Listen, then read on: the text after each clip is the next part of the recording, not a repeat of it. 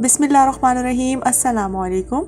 आज मैं आपके साथ ज़बरदस्त सी मैक्रोनीज़ की रेसिपी शेयर करूंगी और हम उसी तरह से मैक्रोनी बनाएंगे जिस तरह से हम रेस्टोरेंट से लेते हैं ना, सेम वही टेस्ट आने वाला है।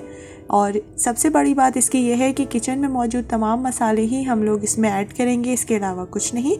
तो अगर आपने मेरा चैनल सब्सक्राइब नहीं किया हुआ तो आप काइंडली मेरे चैनल को सब्सक्राइब कर लें और बेल आइकन को भी प्रेस करना मत भूलिएगा। उससे तमाम इसी तरह से झटपट सी और मज़ेदार सी रेसिपीज़ आप तक डेली बेसिस पर पहुंचती रहेंगी।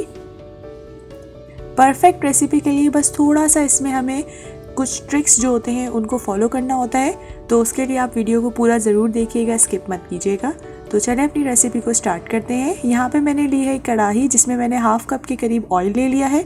इसमें मैं ऐड करी हूँ 2 मीडियम साइज़ की प्याज जिसको मैंने कट कर लिया था थोड़ा बारीक, और इसको 2 से 3 मिनट तक के लिए मैंने कुक किया है। इसके बाद मैंने इसमें ऐड कर दिए हैं 2 टेबलस्पून जिंजर गार्लिक पेस्ट जिसको मैं मीडियम टू लो फ्लेम पर 2 to 3 मिनट के लिए कुक कर लूँगी ताकि इसका जो कच्चापन है वो ख़त्म हो जाए। इसके बाद मैं इसमें ऐड कर दूंगी टमाटर, तकरीबन वो भी 2 मीडियम साइज़ के जो है टमाटर थे, मैंने उसको चॉप कर लिया था। और साथ ही मैंने 6 से 7 जो है वो हरी मिर्चें ली हैं जिसको मैंने बीच में से कट कर लिया था। तो इसको थोड़ा सा कुक करने के बाद मैं इसमें ऐड कर दूंगी टमाटर और हरी मिर्चें एक साथ ही। ये देखें यहाँ पर जो है अच्छे तरीके से तकरीबन हमारा प्याज और जो लहसुन है वो कुक हो चुका है। इस स्टेज में मैंने इसमें टमाटर ऐड कर दिए थे और उसके बाद थोड़ा सा उनको कुक करने के बाद यहाँ पर मैं यखनी ऐड कर रही हूँ जो 1 कप के करीब यखनी है। यखनी बनाने के लिए मैंने हाफ केजी के करीब जो है वो चिकन ली थी और उसमें तकरीबन 1 लीटर जो है वो पानी ऐड कर लिया था। हाफ टी स्पून उसमें सॉल्ट गया था और हाफ ही टीस्पून मैंने उसमें ऐड कर दी थी टर्मरिक पाउडर। उसके बाद उसको लो फ्लेम पर मैंने अच्छे तरीके से कुक कर लिया था तकरीबन 30 to 40 मिनट्स के लिए। जब तक यखनी जो है वो अच्छे तरीके से पक के 1 कप नहीं हो गई थी तब तक मैंने उसको कुक किया था। अब यहाँ पर मैंने ऐड किया है विनेगर, 2 टेबलस्पून के करीब मैं इसमें विनेगर ऐड कर रही हूँ और चिली सॉस जाएगा, वो भी 2 टेबलस्पून के करीब मैं इसमें चिली सॉस ऐड कर रही हूँ इस स्टेज पर। साथ ही 4 to 5 टेबलस्पून चला जाएगा इसमें सोया सॉस और इसके बाद मीडियम टू लो फ्लेम पर हम इसको अच्छे तरीके से साथ साथ कुक करेंगे। यहाँ पर मैंने 1.5 टेबलस्पून जो है वो सॉल्ट ऐड किया है, आप अपने टेस्ट के हिसाब से इसको एडजस्ट कर लीजिएगा। और 1/4 टीस्पून गई है इसमें टर्मरिक पाउडर, 1 टीस्पून इसमें ऐड किया है रेड चिली पाउडर और यहाँ पर मैं 2 चिकन क्यूब्स ले रही हूँ। आप इसकी जगह चिकन पाउडर भी ऐड कर सकते हैं 2 to 3 टेबलस्पून, आपके घर में जो भी अवेलेबल है वो आप इसमें ऐड कर सकते हैं। मीडियम टू लो फ्लेम पर हम इसको अच्छे तरीके से पकाएंगे। जो हमारा मसाला है उसमें पानी बिल्कुल नहीं होना चाहिए, इसीलिए हमें इसको अच्छे तरीके से कुक करना है।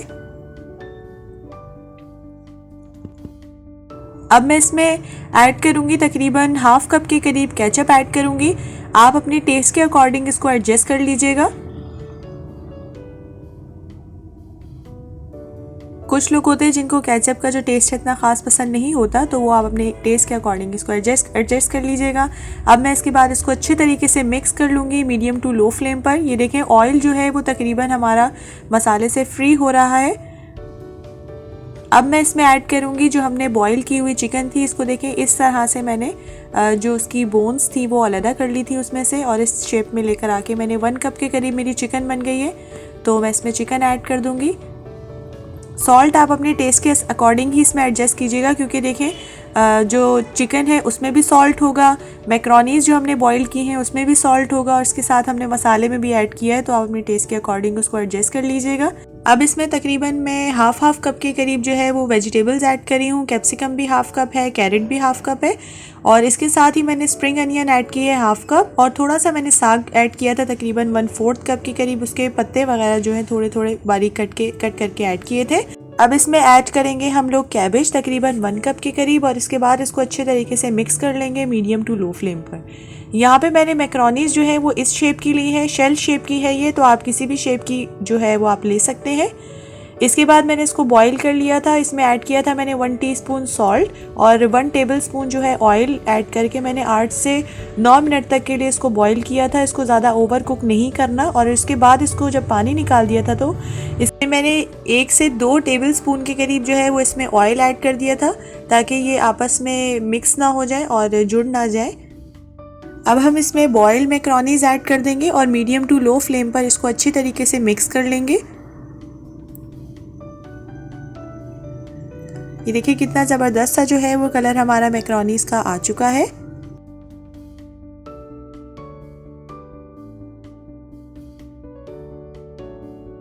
जी तो हमारे मज़ेदार से मैक्रोनीज जो है वो बनके बिल्कुल तैयार है। आप इसको ज़रूर ट्राई कीजिएगा, डिनर में लंच में ज़रूर सर्व कीजिएगा। इनफैक्ट अगर आपके घर में कोई गेस्ट आए हैं तो आप उनको भी ये बना के सर्व कर सकते हैं। और इसके अलावा ये बच्चों के तो बहुत ज़्यादा फेवरेट होते हैं, तो आप उनको लंच बॉक्स में भी ये बना के दे सकते हैं।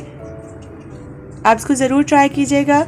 और अगर आपने मेरा चैनल सब्सक्राइब नहीं किया हुआ तो आप काइंडली मेरे चैनल को सब्सक्राइब कर लें और अपने फ्रेंड्स के साथ, फैमिली के साथ ज़रूर शेयर कीजिएगा मेरी रेसिपीज़। और इसके अलावा फीडबैक ज़रूर दीजिएगा कि आपको मेरी रेसिपीज़ कैसी लग रही हैं। और बेल आइकन को प्रेस करना मत भूलिएगा, उससे आपको इसी तरह से झटपट सी और मज़ेदार सी रेसिपीज़ आप तक पहुँचती रहेंगी।